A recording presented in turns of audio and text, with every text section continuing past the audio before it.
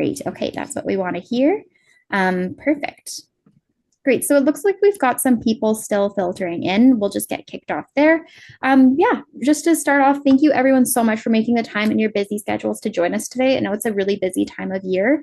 We're really excited to welcome Yui and Annalise as our guests tonight.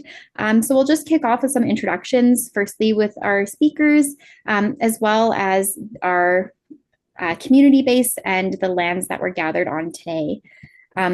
Perfect. So just for everyone in the room who's familiar or maybe like new to IPPNWC, we are the national affiliate of International Physicians for the Prevention of Nuclear War. Well, Canada is our chapter.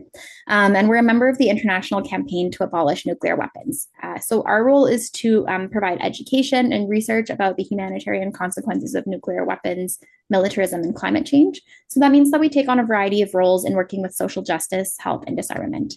I'm the program officer working on the speaker series, but we're also joined by a number of our members tonight. Yui, Annalise, tonight we have some guests who have been immersed in disarmament work in profound ways for a number of years. And we have others who are newer to disarmament work, but have a wealth of experience in other areas or are coming to us as interns, board members, friends of IPPNWC members, representing a range of organizations. I took a little look at the registration list, and it looks like that we have people representing Canadian Voice of Women for Peace, the Coalition for a Green Saskatchewan, and Doctors for Planetary Health, and many more. So I'd just love to invite everyone to share a hello, an introduction, or land acknowledgement in the chat, just so we can kind of get to know each other there. Perfect. We're also welcomed by two wonderful speakers tonight.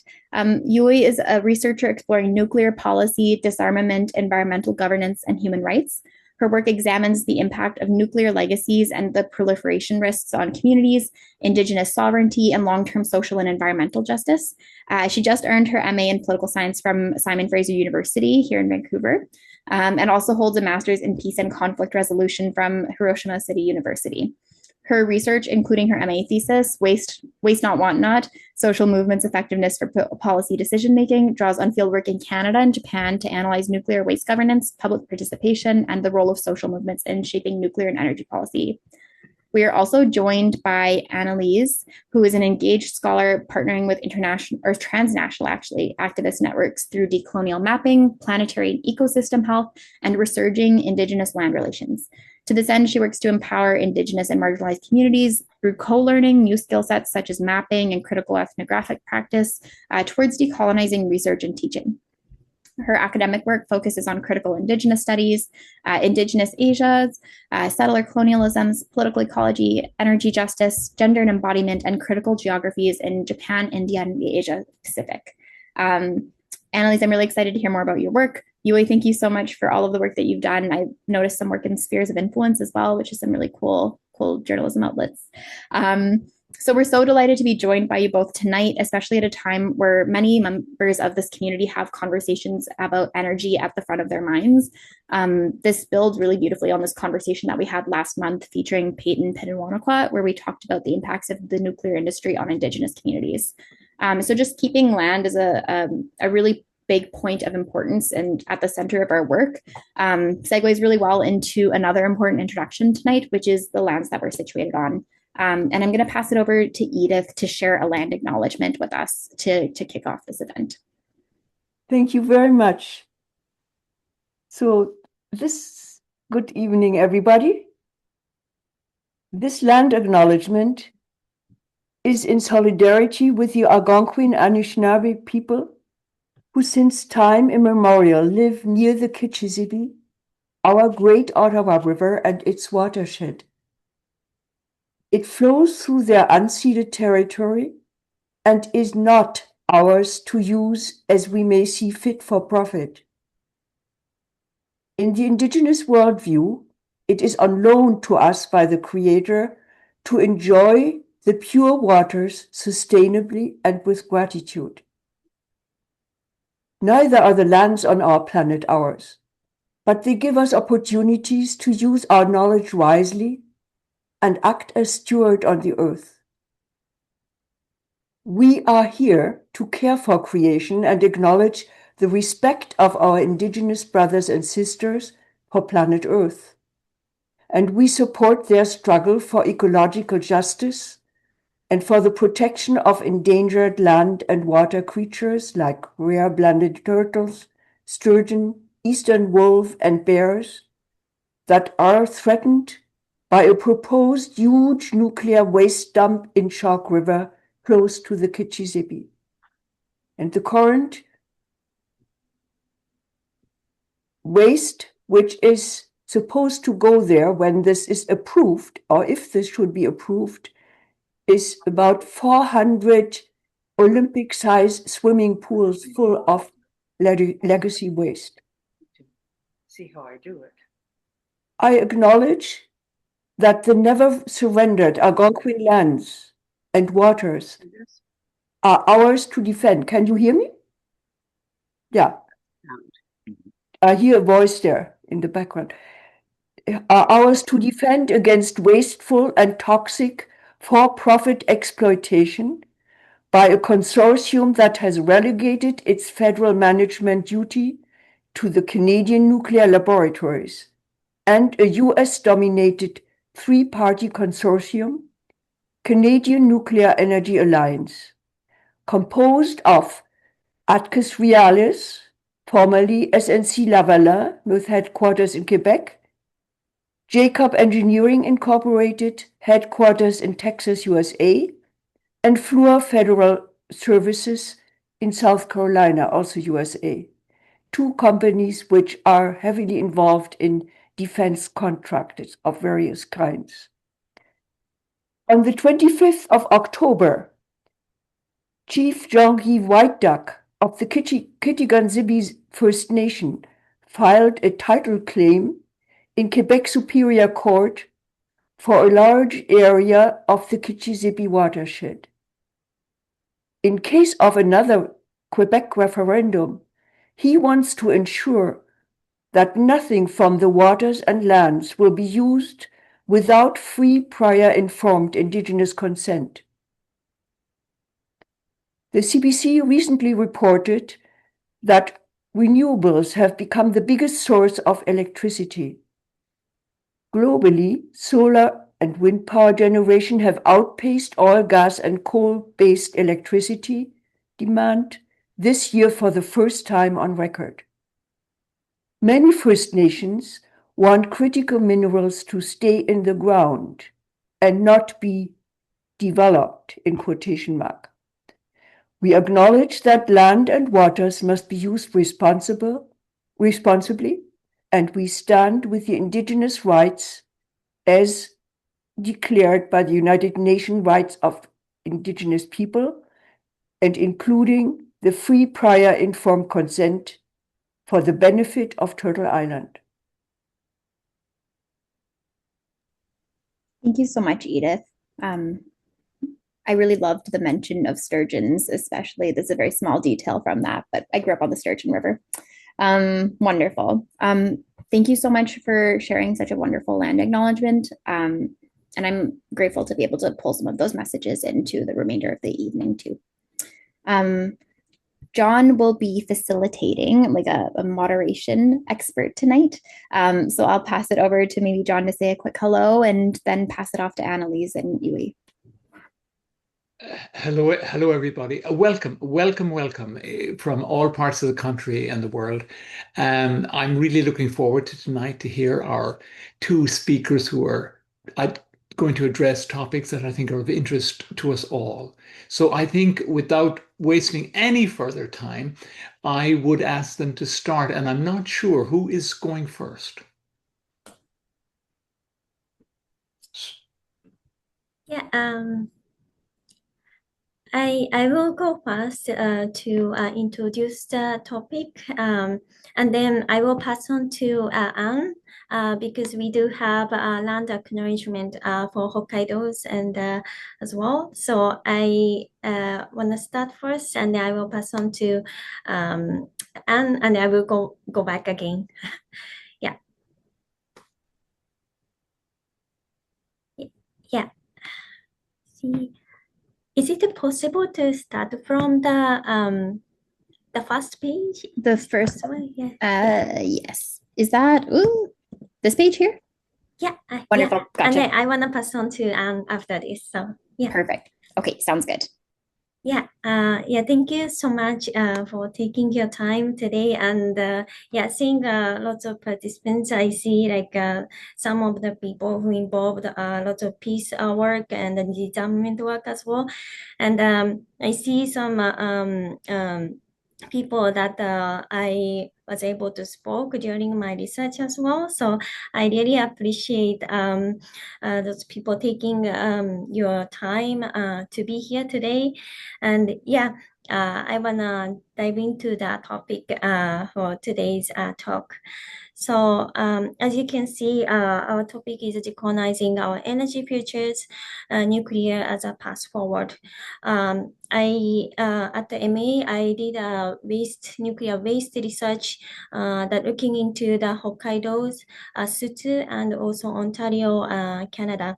So this topic is basically on those two regions, and we want to dive into the kind of like a discussion whether the nuclear will be the path forward for the future. And because we recognize the nuclear waste issue is it impacts our humans' lives and also our bodies and the environmental rights as well, and also the most importantly like indigenous rights.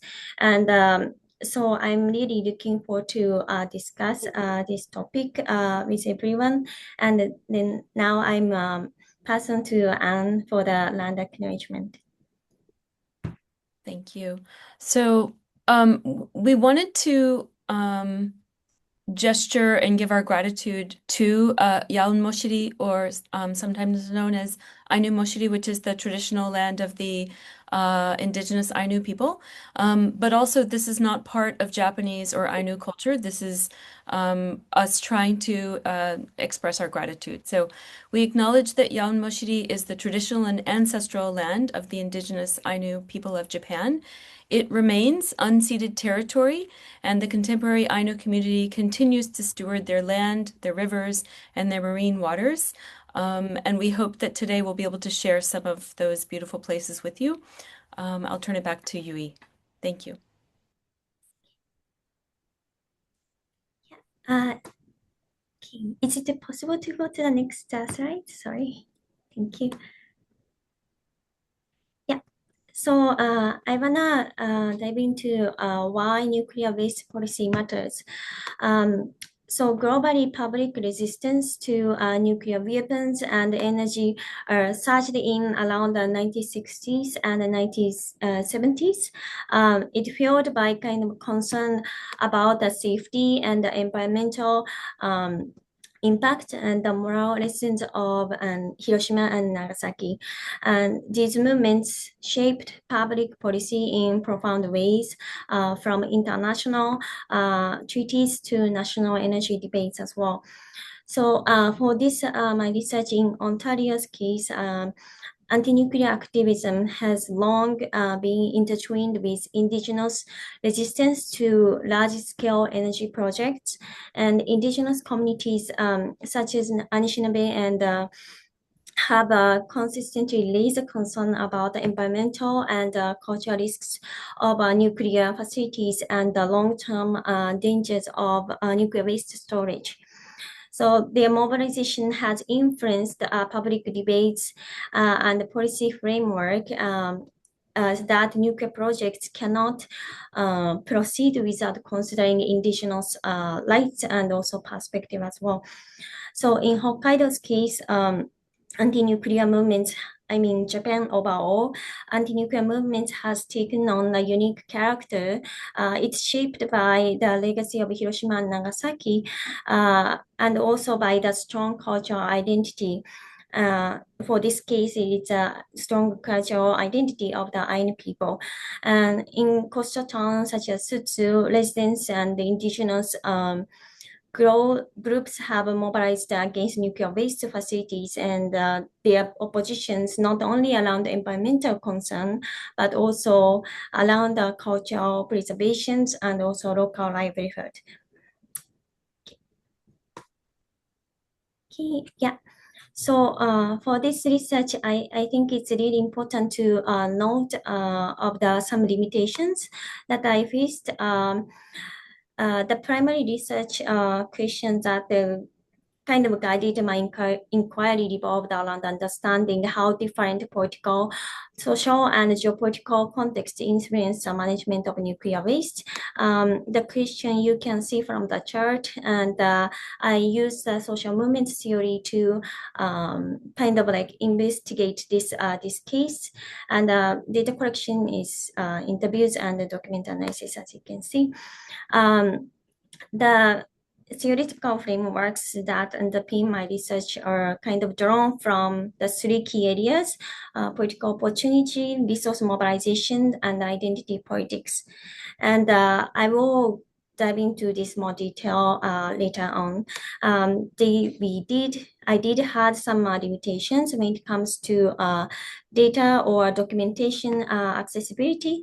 I found some gap between Ontario's case and Hokkaido's case, because for Hokkaido's case, I had some documentation accessibilities because of some technical around the technical issues and so on. So there's some limitations around the sources that I used. Yeah. Okay. For the I think it's really important to know the myth of nuclear waste. I divided into these three. As you can see, technical difficulties, social challenges, and others. The central challenge of managing nuclear waste is its extreme longevity. So unlike ordinary waste, some of the most hazardous isotopes remain dangerously radioactive for tens of thousands of years, and in certain cases, longer than that. So this means that the nuclear waste is not just temporary issues, but a public liability that will persist for far beyond the lifespan of current institutions, technologies, or even civilizations as we know them. On the technical side, there are several layers of difficulty. And immediately after use, spent nuclear fuel is both intensely hot and highly radioactive, so it must be stored in water to cool down. Only after several years can it be transferred into dry casks for storage. So the ultimate long-term solutions being pursued by many countries is the creation of DGR, deep geological repository, buried facilities designed to isolate waste deep underground. But here lies a problem because ensuring that both the engineered containers and the geological formation remain stable and secure for millennia is an unprecedented challenge. So this is one I'm pointing out on the technical side. At the same time, nuclear waste management is not only a technical or scientific matters, but it is also profoundly social and social concern as well. So public oppositions is widespread. Communities are often unwilling to host a disposal facility near their homes or on their lands. And it's known, it refers to the not in my backyard problem. So this resistance is intensified by decades of distrust toward the nuclear industry and government agencies, often due to the lack of transparency or previous mishandling of nuclear project. As another concern is that ethical burden placed on the future generations as well. The decisions we make today will bind people thousands of years from now to manage risks they did not create. So this raises questions of intergenerational justice. Either is it fair to pass on such a heavy responsibility, and how we can design institutions and policies around this. So there are also broader considerations that complicate policy decisions as well.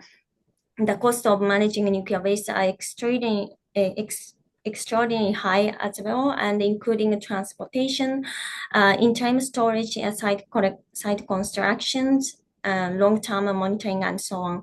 So these costs are often underestimated, and they continue to raise as projects face delays. So finally, in some countries, the options of reprocessing spent fuel has been considered, but this creates another layer of risk. So reprocessing extracts plutonium, which can be used to manufacture nuclear weapons. So for this reason, many countries have either abandoned or deferred reprocessing altogether, linking kind of nuclear waste management not only to environmental or social challenges, but also the global security concerns. Yeah, so this is 3 views that I use for this social movement for my research. I'm using the social movement theory to understand how collective action unfolds in the context of nuclear waste siting. So this chart highlights 3 key elements: identity politics, political opportunity, and resource mobilization. What is important here is that how their combination generate different type of strategies that directly impacts nuclear waste policy. So if you take a look at this chart, identity politics plus resource mobilization, and I led it to the grassroots organizing. So when we combine identity politics and resource mobilization, we get grassroots organizing. So in nuclear waste cases, this happens when communities share strong identities such as indigenous sovereignty or coastal fishing culture, and mobilize resources like volunteering, funding, and advocacy network.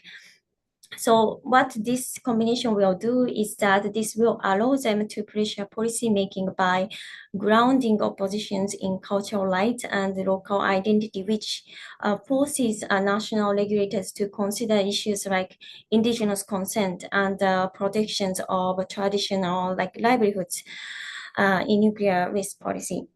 So for the other hand, political opportunity plus resource mobilizations, it leads to policy influence and lobbying. These combinations, when political openings appears, such as licensing reviews, municipal votes, or governor interventions, and movements have resources to act, then they can strategically target the decision makers. So in Ontario's case, this means that the petitions and legal challenges submitted to the Canadian Nuclear Safety Commission, known as CNSC, in Hokkaido, it involves alliance with prefectural government to slow down the siting process. So here the movements directly enter the policy process, shaping how nuclear waste facilities are reviewed and regulated. Yeah, it seems it went to the next slide. So I will just say if those all 3 combined, strong policy impact will might happen when identity politics and political opportunities and resource mobilization all align. Movements become more effective. They not only mobilize people and resources, but also time their actions to moments of political leverage. So as a conclusion, this full combination can block or delay projects and demand stronger consultation requirements, and this eventually becomes more effective social movements. For the next slide, near surface disposal facilities. I made it to divide it into 5 sections. As you can see, there is location of the NSDF, features of this facility, and the last 3 is the 3 concerns that I researched through this case. for the processed proposal facility is a near-surface disposal facilities. It's designed to store low-level radioactive waste from Chalk River laboratories and other national programs. The idea is to reduce Canada's liability for low-level waste currently stored in interim facilities. Technically, it is engineered containment mound, and only waste that meets the waste acceptance criteria will be accepted to ensure compatibility with the design and safe long-term containment. The facility is proposed for the Chalk River Laboratory site in Deep River, Ontario, near the Ottawa River. And this is where the main concerns arise. Environmental groups, municipalities, and scientists worried about the possibility of contamination reaching the Ottawa River, which provides drinking water for downstream communities.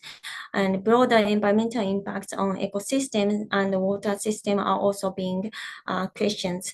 On top of this, the site is located on the territory of the Anishinaabe people, and that raises serious questions about the free, prior, informed consent and whether the project aligns with United Nations Declaration on the Rights of the Indigenous People.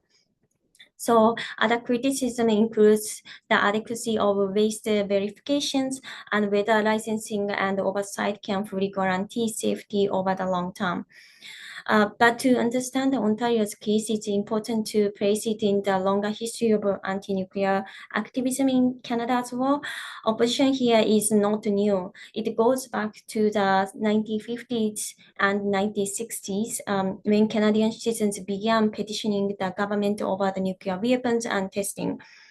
So this is ongoing social movement that happened back in 1950s. The long history set the stage for today's resistance. In the 2020s, the focus has shifted onto the NSDF at Chalk River. Activists point to the catastrophic Chalk River meltdown in 1950s as a reminder of nuclear risk. Most recently, in 2024, the Quebec First Nations launched a legal challenge to the project, basically arguing that their right to free, prior, and informed consent has not been respected. In summary, kind of while the NSDF is technically designed to be safe, oppositions remain strong because of its locations, environmental risks, and also questions of Indigenous sovereignty.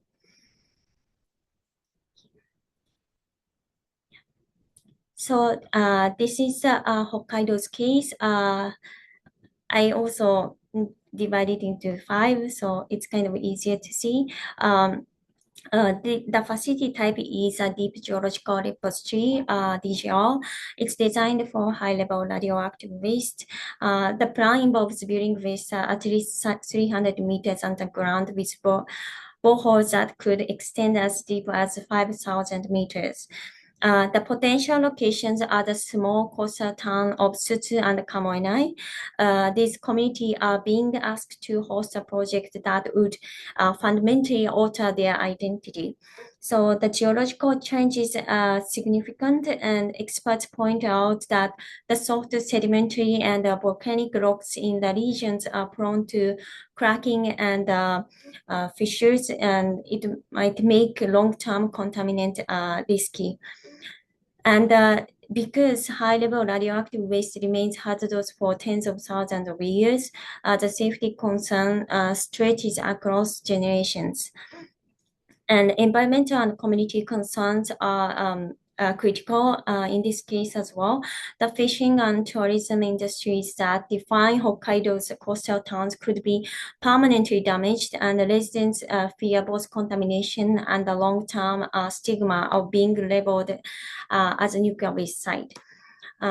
In terms of social movement, resistance began gaining momentum in October 2020 when Sutsu and Kamoinai first applied to be considered for preliminary research. That decision sparked widespread oppositions, not only from local residents, but also from the surrounding municipalities. The movement has several defining features. It includes residents, citizens groups, and municipal leaders working together. It kind of grounds its resistance in both environmental concern and local rights, and it continues to take visible forms through protest, petition, and opposition as well. So I wanted to introduce this case because we recently saw different cases that emerged from the recent development around the nuclear. On the contrast, Ignace, Ontario was selected in 2024 to host Canada's first deep geological repository for used nuclear fuel, which is a high-level waste facility. The repository will be located 500 to 800 meters underground, and in a 2024 community vote, 77% of residents supported the proceeding, and it kind of shows that the trust in the safety measures and the recognition of the economic opportunities that the project might bring, such as long-term jobs and skill development and infrastructure investment. So I think this is important to see that there's some people see this project as an opportunity of economical development or job creations. So yeah, as you can see, there's a boat chart as well. And yeah, I wanted to bring this as an introduction of the different case.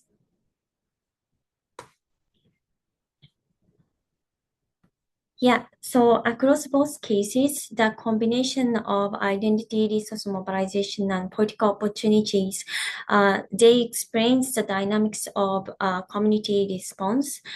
Strong local identity motivates resistance, effective mobilization strategy that determines how that resistance is expressed, and political opportunities shape whether the communities can influence outcomes.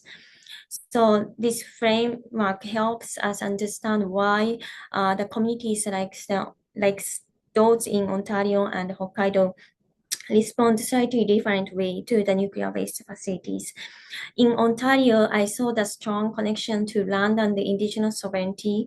Identity politics motivated the residents to resist nuclear waste projects, and the grassroots organizations poured resources collaborating with NGOs and legal experts to strengthen their advocacies. And the existence of political opportunities such as public hearings and referendums allowed them to leverage the identity and those resources to influence decisions. For Hokkaido's case, a similar pattern emerges, although with some limitations. So residents' identity as a community dependent on fishing, tourism, and environmental stewardship fueled resistance. They mobilize a resource creatively through donations, public events, and social media campaigns. Political opportunity was more constrained due to the centralized decision making, but local activism, especially through the symbolic actions and public forums, still allows the community to kind of voice concerns and organize a collective resistance. Through both those cases, the key insight is that it's not any one factor alone, but the combination of those three political opportunities and resource mobilizations and identity politics that shapes the success of social movements. And when communities align their identity, then they strategically mobilize resources and exploit the available political opportunities. Even imperfect ones, they are far more effective in the influence nuclear waste governance. So yeah, this is you could move on to the next slide. Sorry. I'm so sorry, Yui. I'm also going to just flag that I'm at about the point where I was going to flag for you guys to switch over. Yeah. So this is what I explained right now. Yeah, this is my lessons from looking from these two cases of anti-nuclear movements. And yeah, I want to pass on to Anne.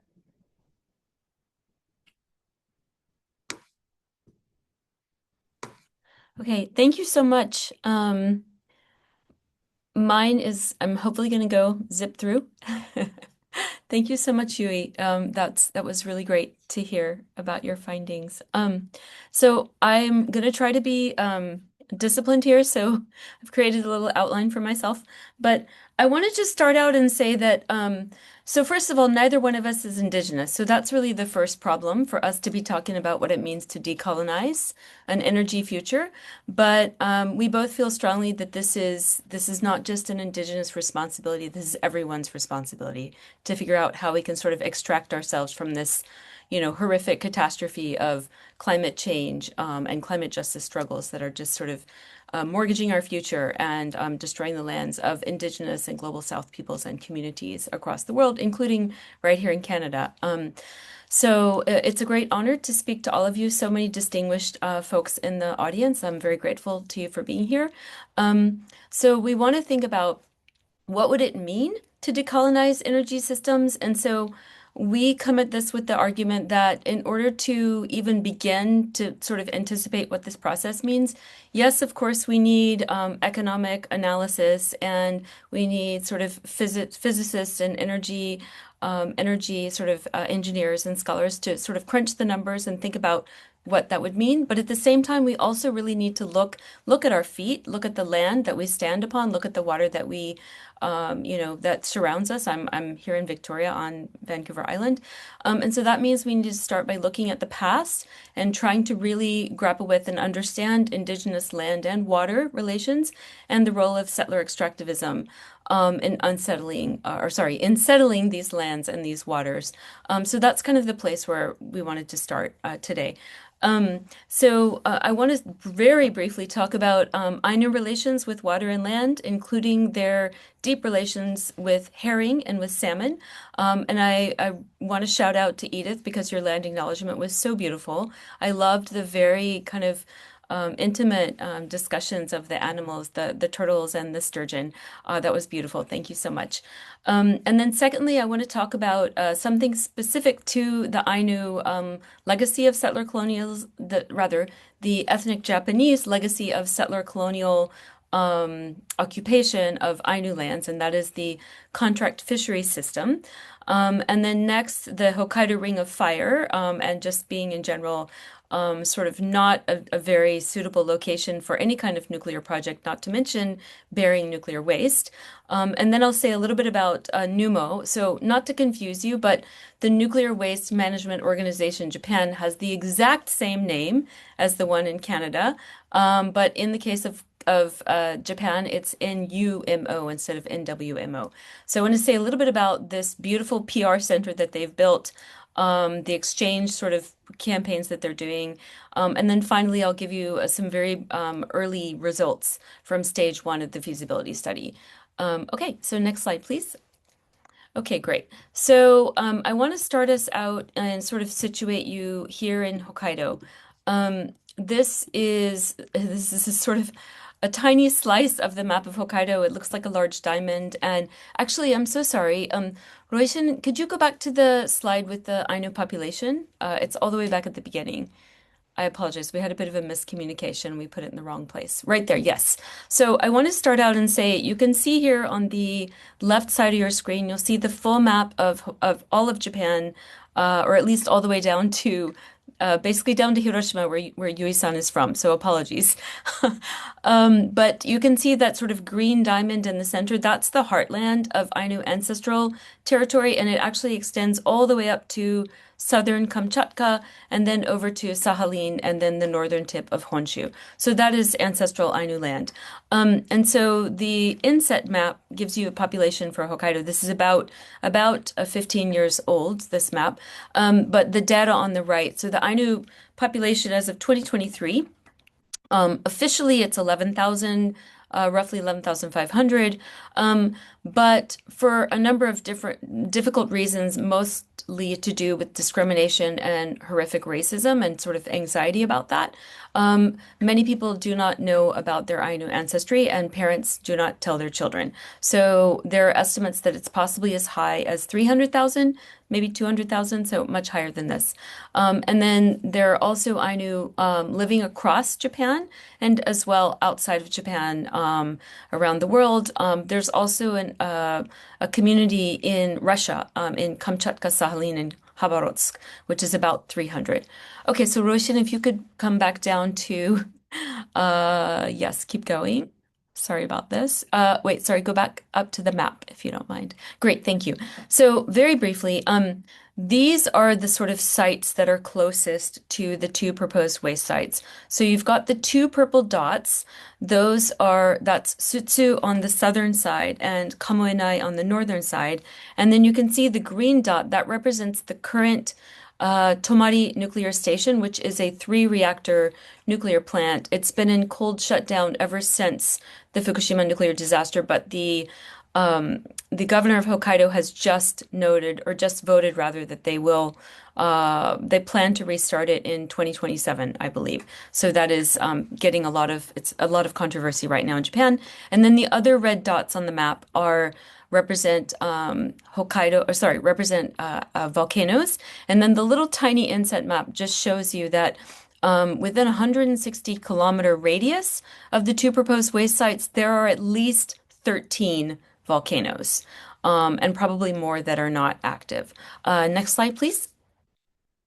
Okay, so I want to situate Ainu relations with the water, because the water is a very important represents a very important part of Ainu life and Ainu relations with that they've been caring for many centuries, millennia actually.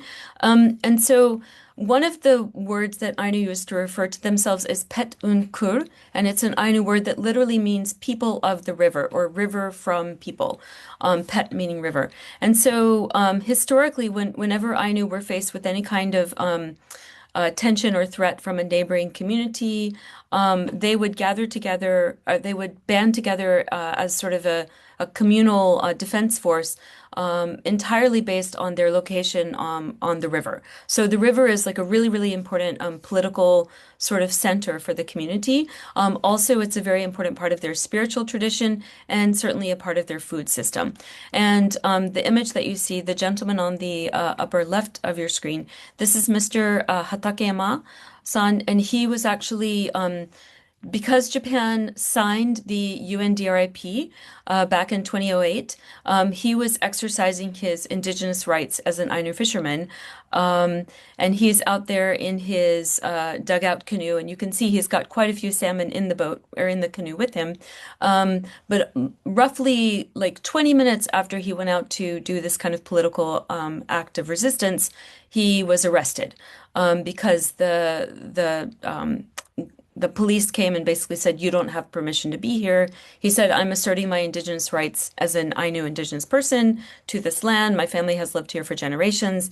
And they said, those rights are not protected because Japan voted in favor of UNDRIP, but they have not, they at that point had not, and still have not, recognized Ainu as having indigenous rights or any form of sovereignty under Japanese domestic law. So essentially, Ainu sort of sovereignty is treated as basically Ainu rights are sort of cultural rights, and tourist sort of activities are kind of the main ways that Ainu culture is now being protected and very much monetized to the benefit of the Japanese nation. But we don't want to talk about what this means in terms of control over rivers or actual indigenous exercise of rights. Next slide, please. So I want to say a little bit about what does this mean specifically in Sutsu. On Yui-san's slide, you probably noticed that while identity politics are a key piece of the decision-making in Sutsu and Kamoenai, indigenous voices and indigenous rights are completely excluded from the conversation. And so I want to sort of tell you the story about why that is so. So in the town of Sutsu, also in Kamoenai, there's a very long history of herring fishing. The herring fishery on the Sea of Japan used to be one of the sort of leading herring fisheries in the Pacific. It was a massive, very, very abundant herring fishery. But unfortunately, during the sort of the early incursions on Hokkaido was that not Ainu, but ethnic Japanese, also known as Wajin, were given sort of control by the local feudal domain, or excuse me, the local feudal domain was given control from the shogun during the Tokugawa period. We can get into that later if people want to understand about Japanese politics. But so essentially what this meant is that you had ethnic Wajin, basically fisheries managers and sort of overlords coming in to many communities across Hokkaido and sort of setting up camp.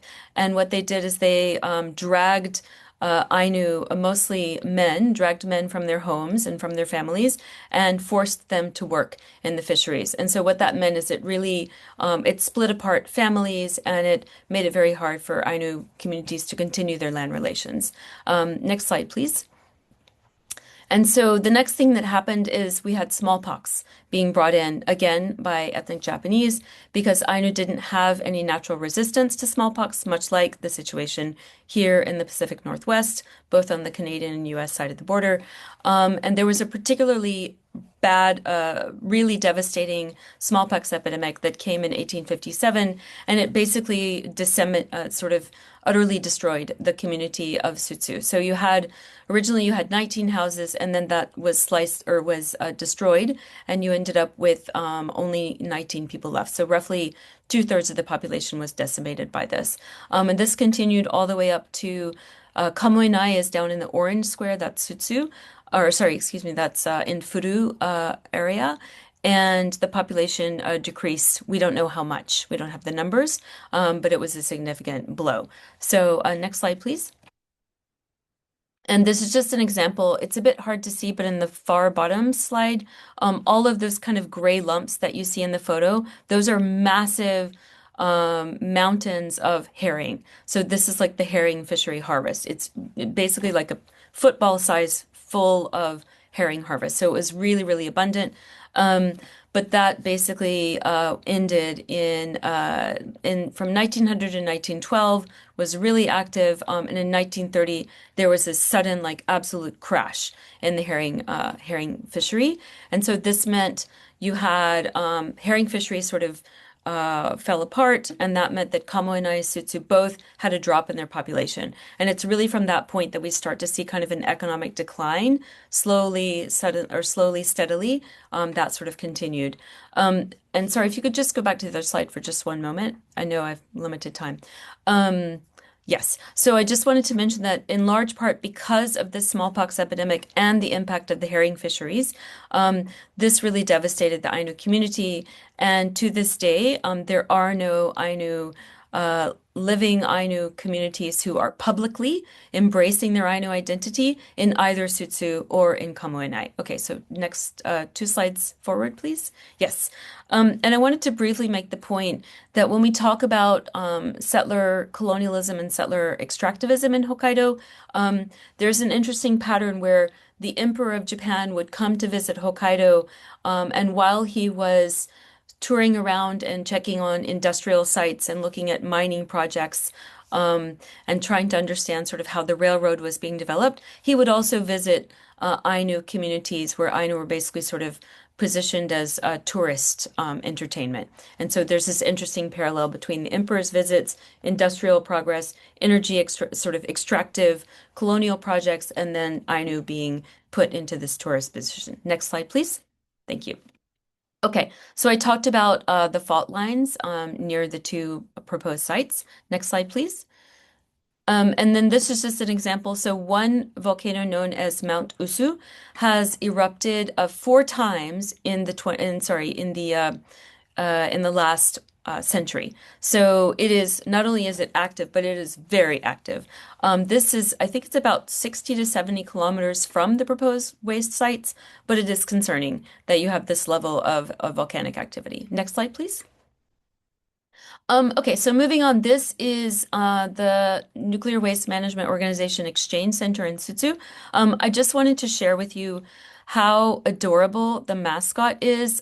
He's right there. His name is Gumo, and he is a little tiny, what do we call it? A mole. He's a mole, and he has a family. It's like a three people family, and so he has his own Instagram account, and that's images from that.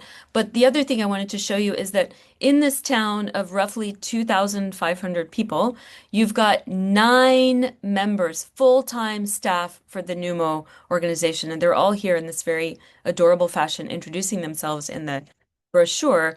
But it's a lot of people for a very small town. Next slide, please.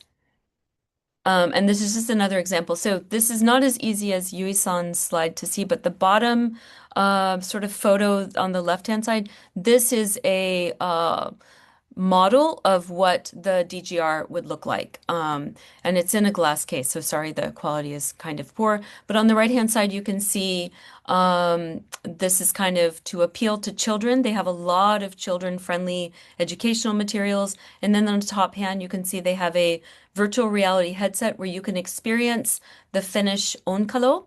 So you can actually sort of get in the elevator, travel down, and see what it's like within the shaft. It's quite, it's certainly an immersive experience. Next slide, please.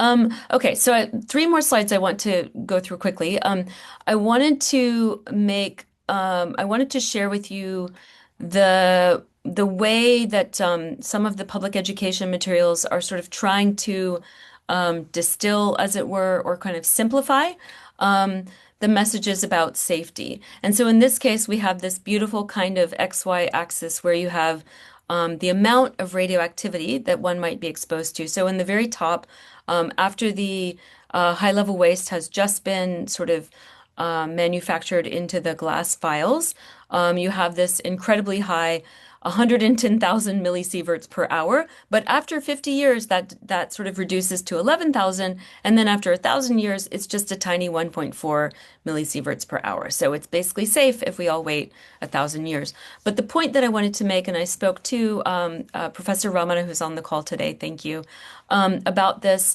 And I was wondering, it seems like this is really overly simplified. And he pointed out that what this sort of very clear kind of pictogram or pictograph does is it tries to, educate the public while not giving them the specificity of what type of radionuclide, right? So depending upon what is in the material that's being stored in the waste facility, it could take, hundreds of thousands of years more for it to diminish to essentially it needs to be managed for a very, very long time period. Okay, next slide, please. And yeah, this just gives you an example of some of the half-lives of plutonium-239 is 24,000, but uranium-238 is 4.5 billion. And so it really depends on the radionuclide in terms of the half-life we're talking about.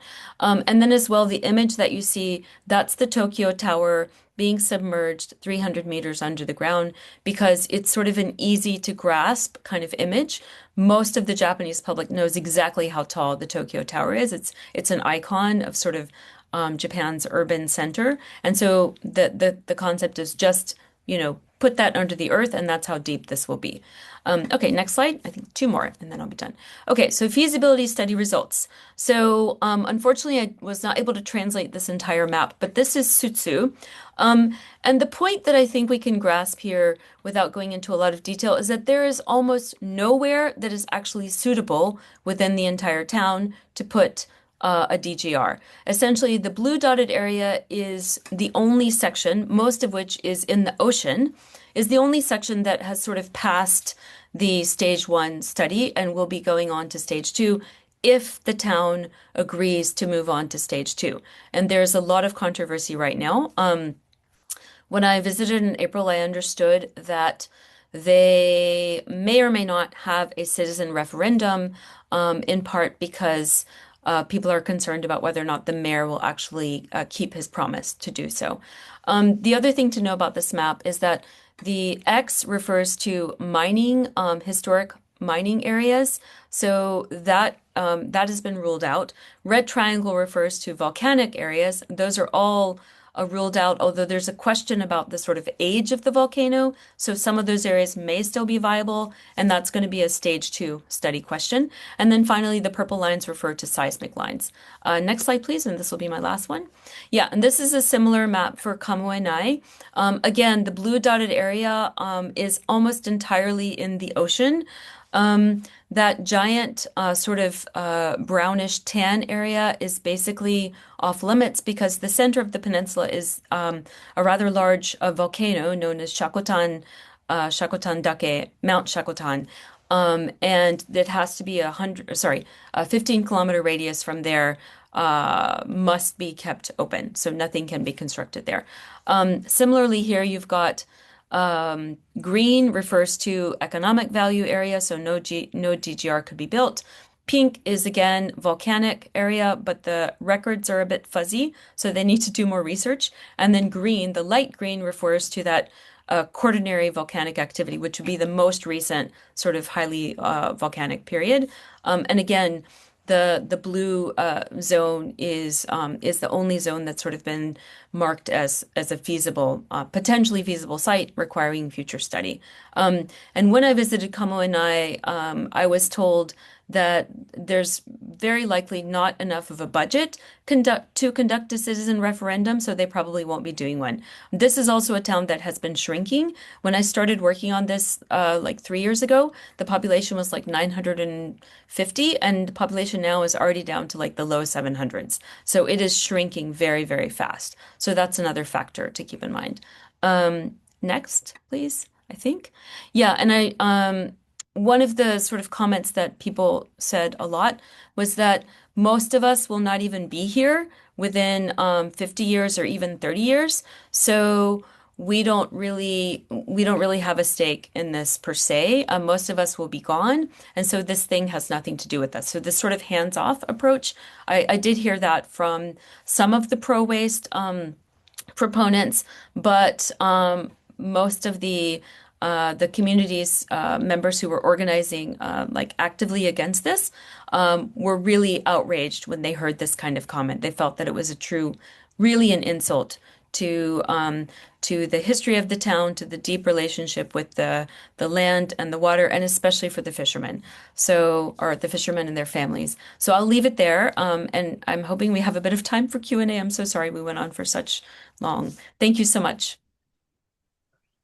Thank you both, Yui and Annalise. That is so interesting, and it's so interesting to hear the Japanese experience and the indigeneity that's common across this particular notion and this whole notion of how we both treat each other and treat the planet that supports us all. So with that, I'd like to open it. It's open for questions. I'm sure there are lots, so we'll try and make the most of this. So please, who would like to kick this off?